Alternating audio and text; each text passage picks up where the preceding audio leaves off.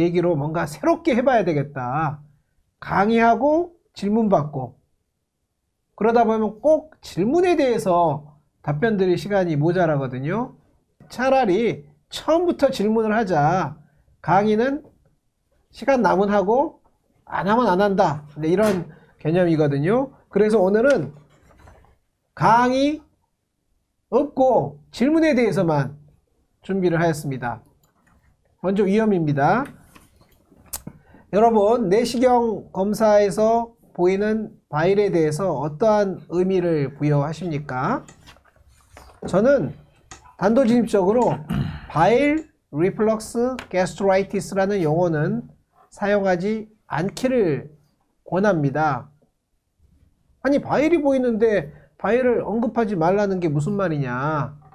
바일은 검사할 때마다 어제 다르고 오늘 다르고 그 정도가 다르고 바일의 양과 증상 간의 코릴레이션을 보인 바가 거의 없습니다. 그리고 바일에 도움이 된다는 흡착제, 몇 가지 약제가 있긴 한데 도무지 효과가 정확히 입증된 바도 없거든요. 그리고 포스트오피 환자들은 바일이 있는 게 정상입니다. 그래서 단도직입적으로 얘기하면 바일은 무시하자. 사진 보겠습니다. 여러분 어떻습니까? 들어갔더니 위치부에 바일 칼라의 플루이드가 있고 전 정보에는 특별한 게 없고 백큐음으로 바일 제거하고 봐도 특별한 병소가 없었던 환자거든요. 그냥 아무것도 없는 거죠. 이건 한마디로. 수술 후 담즙이 있는 환자들은 굉장히 많고요. 특히 수술 중에 담즙이 많은 수술은 위암 수술 중에 빌로스 2 하고 나면 이제 바일 리플럭스가 많은 거고요. 바일이 제일 많은 환자는 PPPD. 도무지 바일이 너무 많아가지고 볼 수 없을 정도로 있는데 그래서 이걸 어쩌란 말이냐. 수술하고 나면 바일이 있는 거여서. 그래서 요약해서 말씀드리면 선생님, 내시경 검사에서 보이는 바일을 어떻게 할까요? 라는 질문에 네, 무시하십시오 라고 간단하게 정리해 보았습니다. 두 번째 질문입니다. 출혈성 위염은 어떻게 하는 걸까요? 위내시경 검사를 해서 헤마틴이 보이거나 약간의 한두 방울 보이는 건 어떻게 해야 되느냐. 요거는요, 헤마테메시스 멜레나, 크로닉 블러드 로스를 보인 크로닉 아네미아 환자 아니고서는 출혈성 위염이라는 용어를 사용하지 말 것을 권합니다. 물론 예외도 있어요. Radiation gastroduodenitis, immune checkpoint inhibitor related hemorrhagic gastritis 이런 것들은 hemorrhagic gastroduodenitis, hemorrhagic gastritis, hemorrhagic colitis라고 써줘야 합니다. 요거 말고는 다 무시하는 게 좋겠다.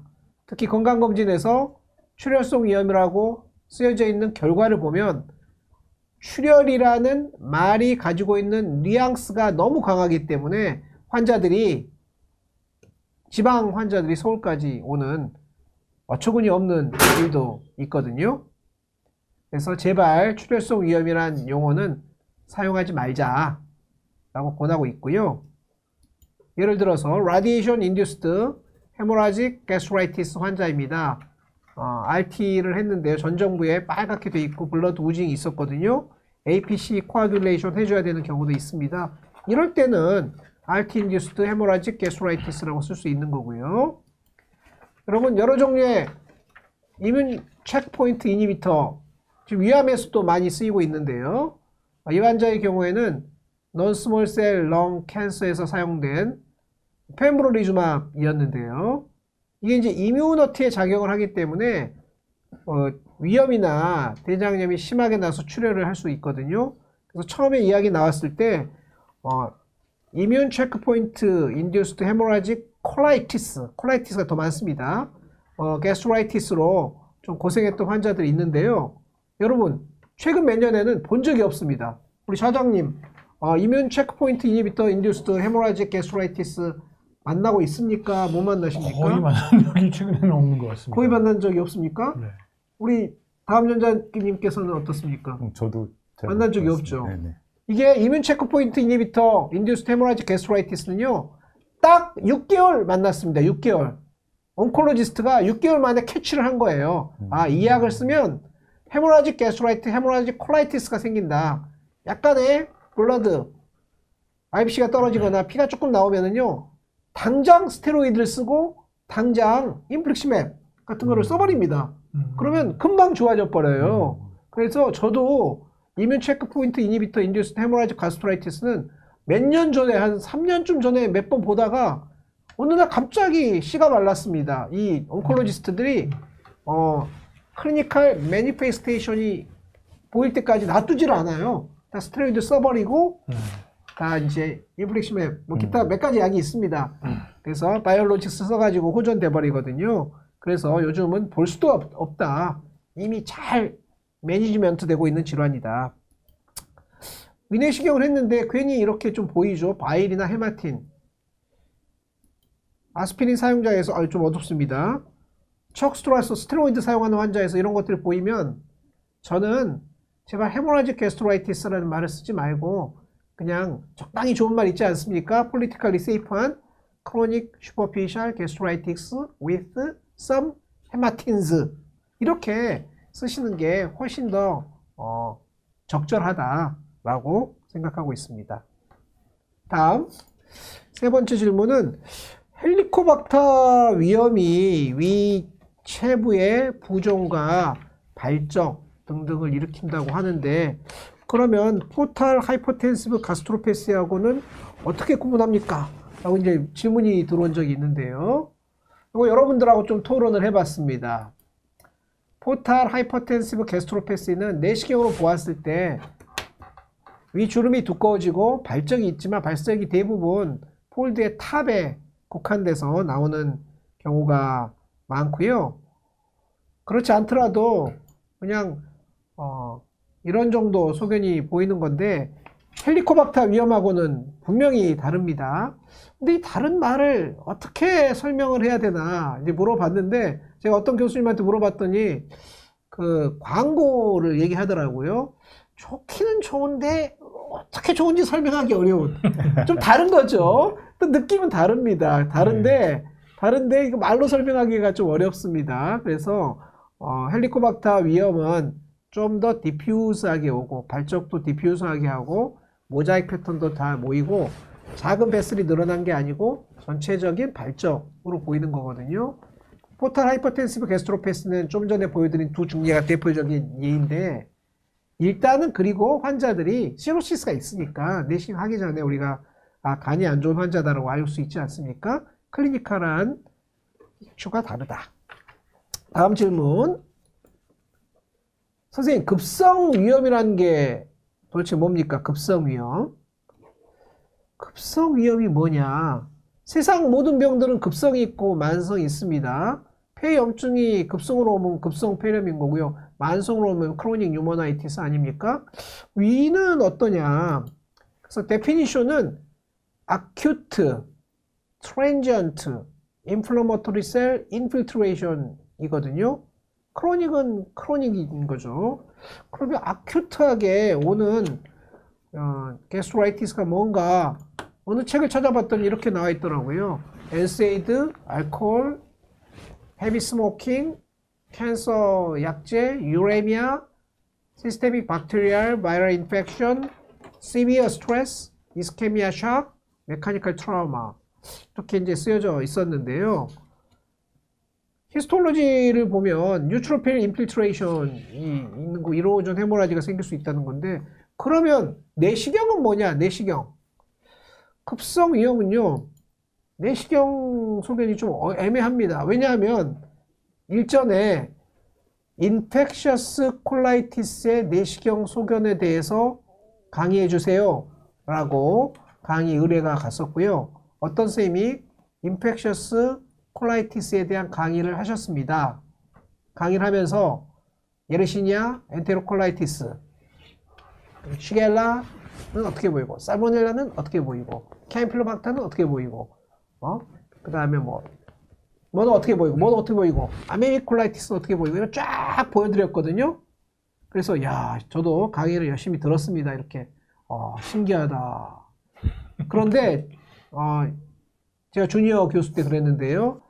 나이가 지긋이 있는 원로 선생님께서 일어나서 질문을 하셨습니다. 근데 선생님은 왜 이렇게 대장 내시경을 많이 하십니까?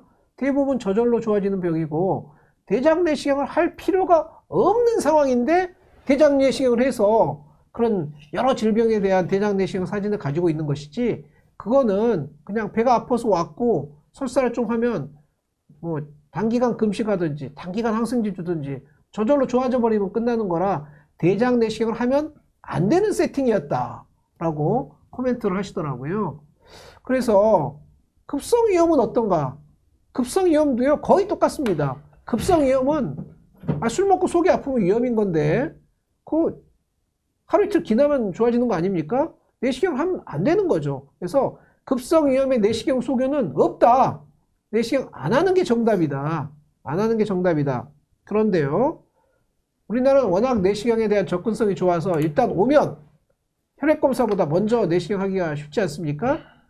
혈액검사는 오늘 검사하면 랩으로 보내서 내일이나 모레 결과가 나오는데 내시경은 금식만 하고 오셨으면 당장 좀 옆에 좀 누워보실래요? 해가지고 바로 검사를 할 수 있는 거라 우리나라처럼 내시경 접근성이 좋은 나라에서는 뭐 있을 수 있습니다. 갑자기 배가 아파 시행한 검사인 거죠. 그런 식으로. 이게 과연 의미가 있는가? 울긋불긋하게 보이고 헤마틴도 좀 보이고 안 아팠을 때는 없을 수도 있는데요. 아팠을 때 이게 좀 보였는데 의미가 있는가? 어떤 분은 이런 좀 심한 경우도 있었어요. 급성 위염이라고 듣고 CT하고 내시경을 했는데 위벽이 어마어마하게 두꺼운 게 발견된 거죠. 뭔가 박테리얼 인펙션이거나 스트레스거나 뭔가 some kind of acute process가 있었던 거예요. 이틀 후에 배가 멀쩡해졌는데요.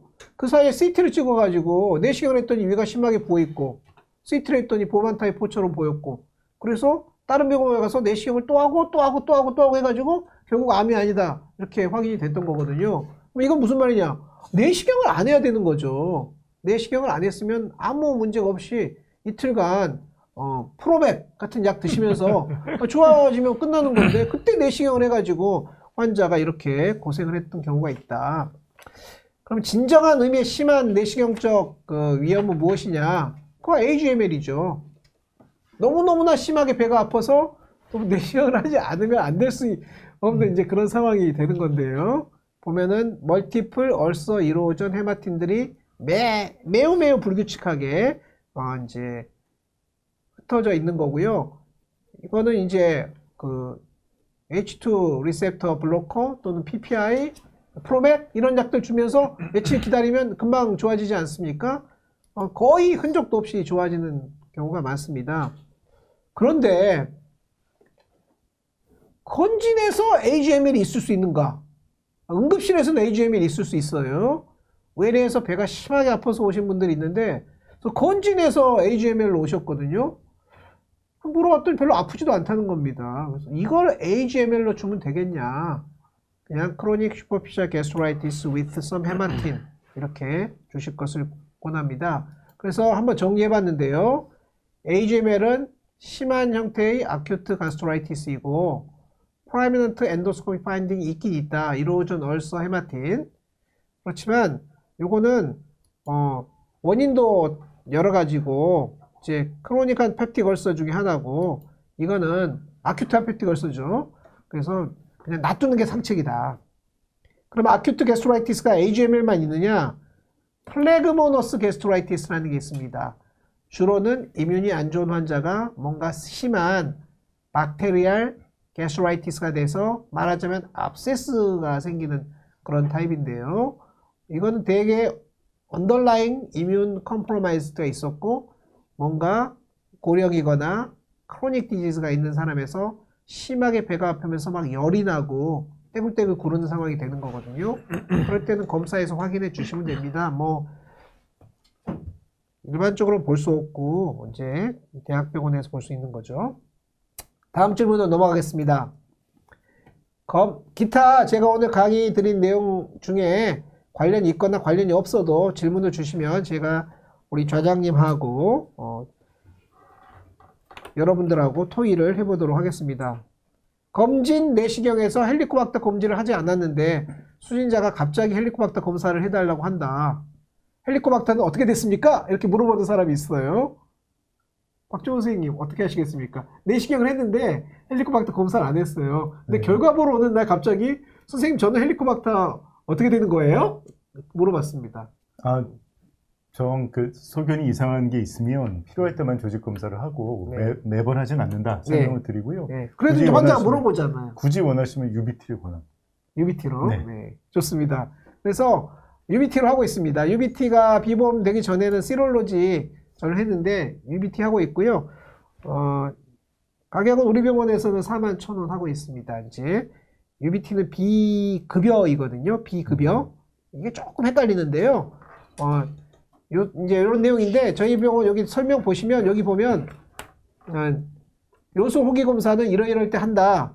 그 외에는 비급여함으로 돼 있거든요.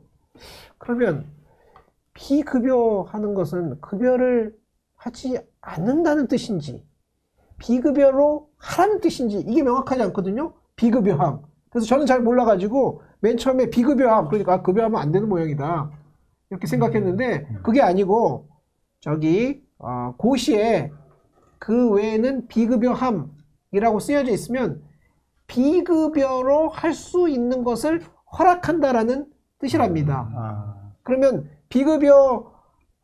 급여를 하지 않는다라고 할 때는 어떻게 표현하느냐? 아예 표현을 안 하는 거죠. 이러한 경우만 급여를 하고 그다음 아무 말 안 하면 나머지는 급여를 안 하는 거고요. 그 외 비급여함 이러면 비급여를 해도 좋다라는 이제 인정인 거예요. 이게 한국말인데 매우 헷갈립니다. 그래서 분명히 봤더니 그 외에는 비급여함 있는 거거든요. 그래서 요소 호기 검사는 비급여를 하도록 정부에서 인정하고 있는 겁니다. 그래서 제가 가격 써놨는데요.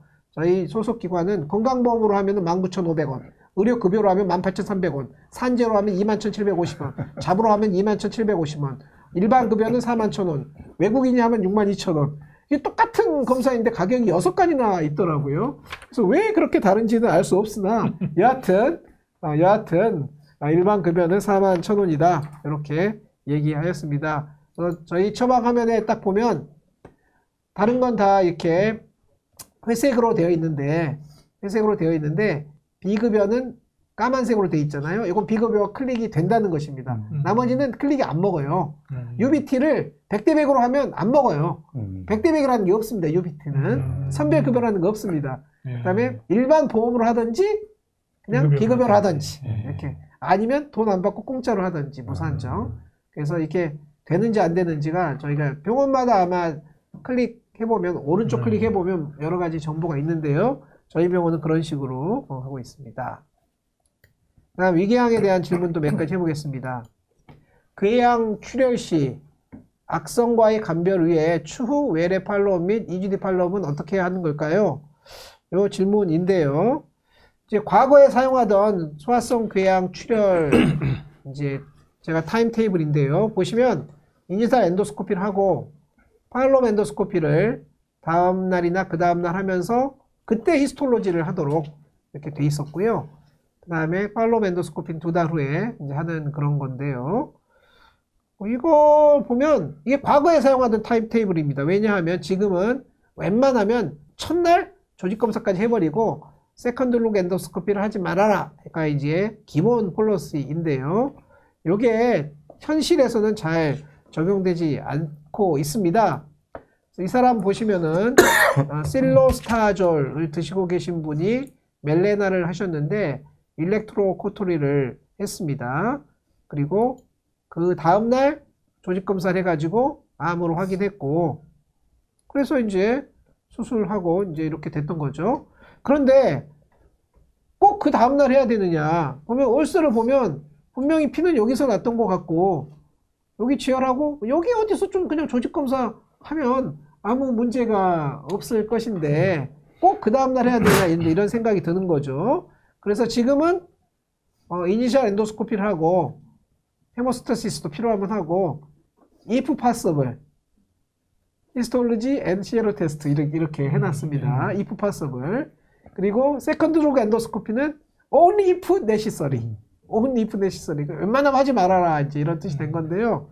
이걸 가지고 저희 펠로우들 많이 가르치고 우리 젊은 선생님들이랑 응급실 보시는 선생님들 해보면 지혈술을 하고 나서 조직검사 하는 경우가 절반도 안 되더라고요. 실제로는. 이게 가까스로 지혈을 해놨는데 옆에 또 조직검사 했다가 또 피가 나면 어떡하냐. 이런 걱정들이 많고 그러셔가지고 일단 지혈되면 안 해요. 대부분. 저희가 봤더니 한 용감한 사람들만 하지 보통은 안 하더라고요. 그래서 제가 제시한 이 알고리즘이 좋기는 한데 너나 그렇게 해라. 나는 못하겠다. 이렇게 받아들이는 분들이 매우 많아가지고요. 요거는 잘 지켜지지 않는다. 그래서 스탠다드 구간이 명관이라고 해가지고요.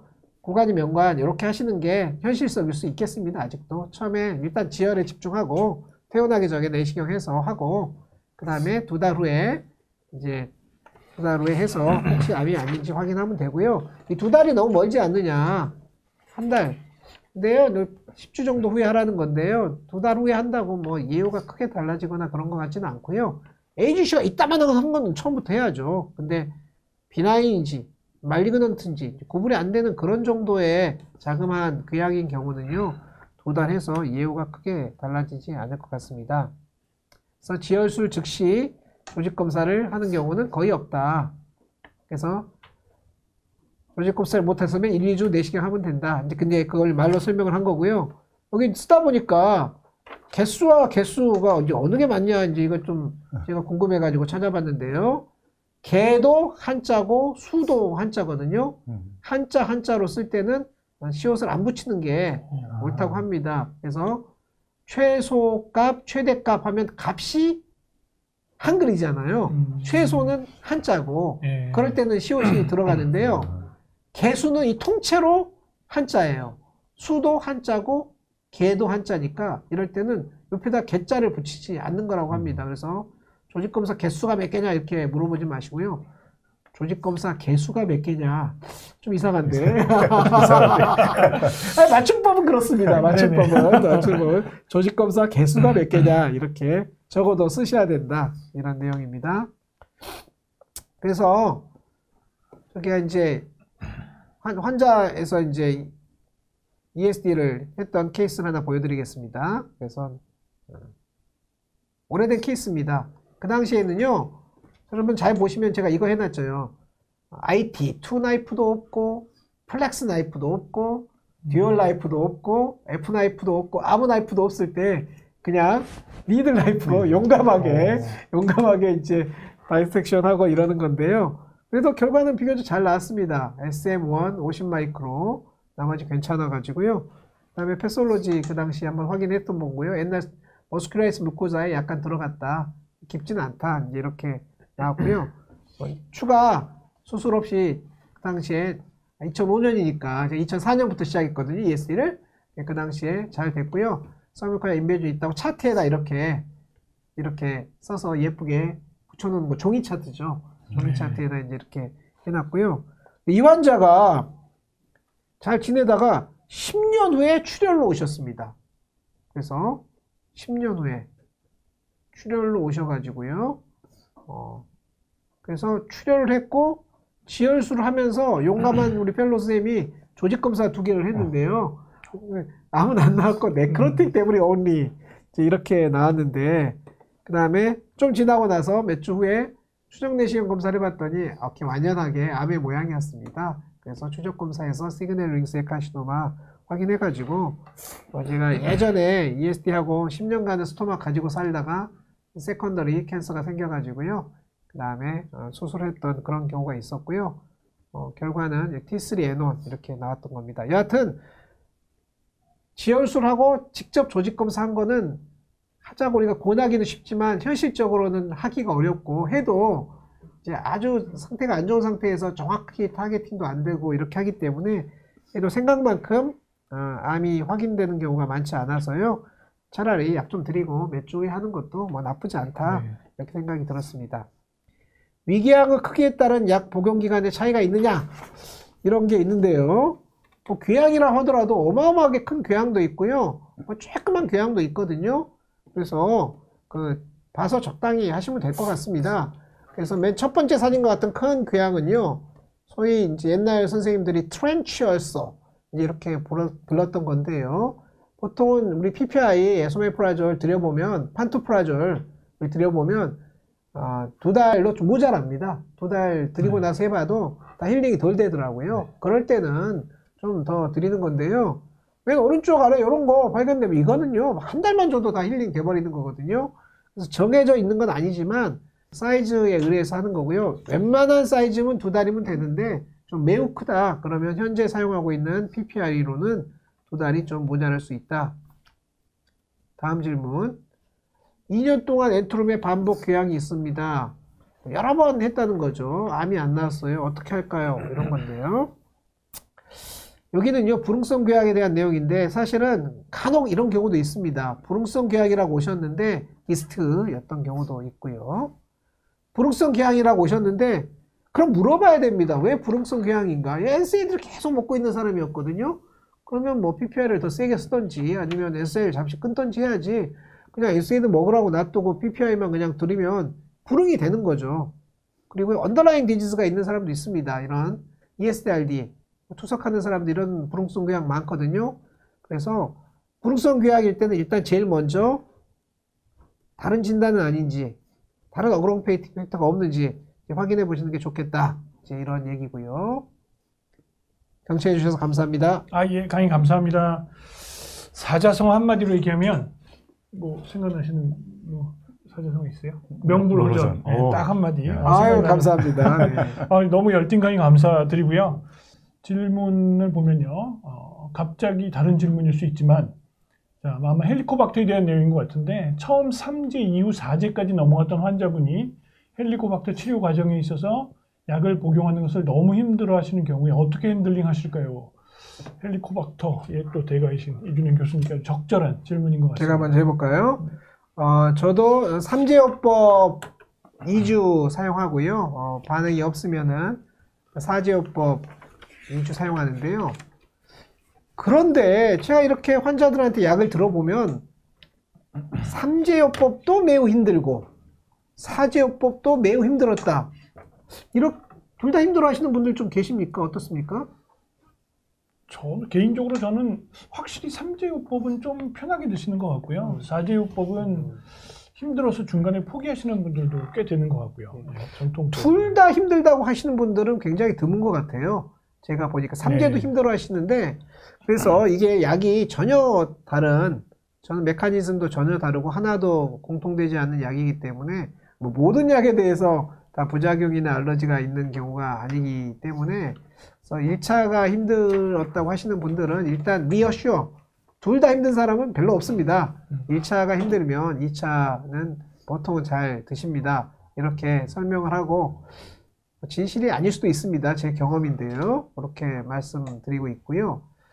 그 사제요법은 사실은 우리 김정환 교수님 계시는 건국대에서 이정훈 선생님이 권하는 레지멘이 확실히 부작용은 적은 것 같습니다. 즉 데놀 용량을 좀 줄인 처방이고 하루에 4번 먹지 않고 2번 먹는 식으로 이렇게 하시면 좋아서